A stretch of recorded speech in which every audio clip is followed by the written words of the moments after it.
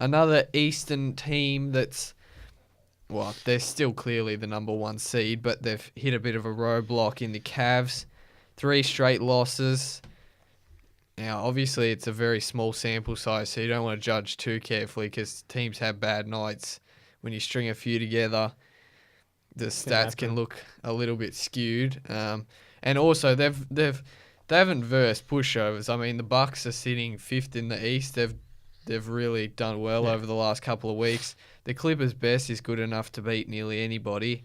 The Bulls are no pushover, especially when I think in that game Rondo had a triple-double and Wade had nearly his best game of the year. So that's certainly no pushovers. But the stats haven't been very good for Cleveland over the last 3.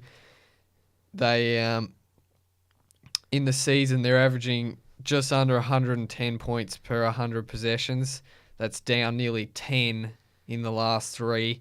And in points allowed, they're conceding about 9 more points allowed per 100. So they're obviously not getting the same defense, which is hurting their offense. Even the turnovers, 19.3 turnovers per game.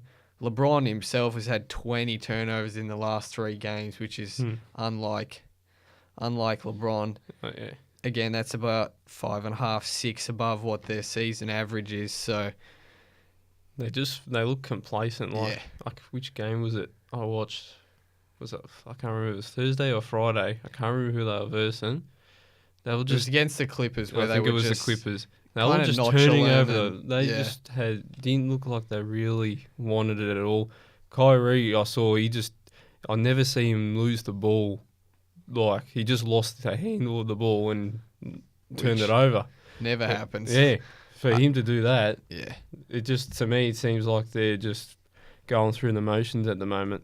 I mean, that's the hardest part about the NBA season is when you are winning, it's really easy to just go, oh yeah, we're just going to keep going, win, win, win, win, win. It doesn't work like that. You actually have to play every game on its merits, and no win is guaranteed. I mean, even LeBron said they've got to get out of the honeymoon stage. It's hard for the Cavs because, to be honest, they're going to have to be catastrophically bad from here on out to lose.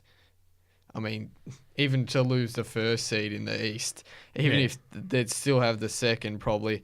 It's just they don't have a competitor in the East to genuinely spur them on to go, we've got to keep winning every game because we need it for the standings, because it's just not that. There's not that Spurs or Clippers that the Warriors have to spur them on. They're just, it's not there for them.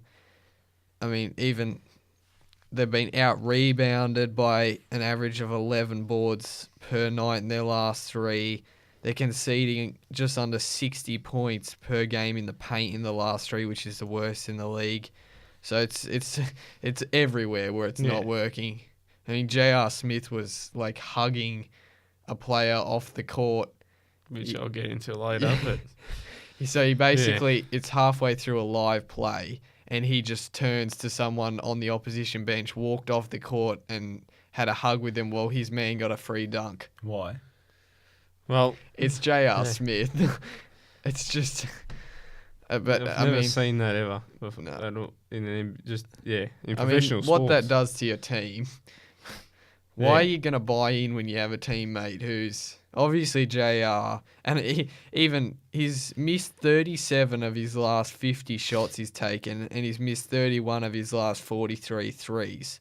So he's shooting 27% from 3 in the recent games. So JR needs to pull the finger out and wake up get back on track. But this is not a bad thing in the grand scheme of things. It's 3 bad losses, but sometimes you need losses to go, okay, we're not just going to roll through this. We have to put in the hard yards. And remember that it's December. It's an 82 exactly game season. It's to them, it's just getting there.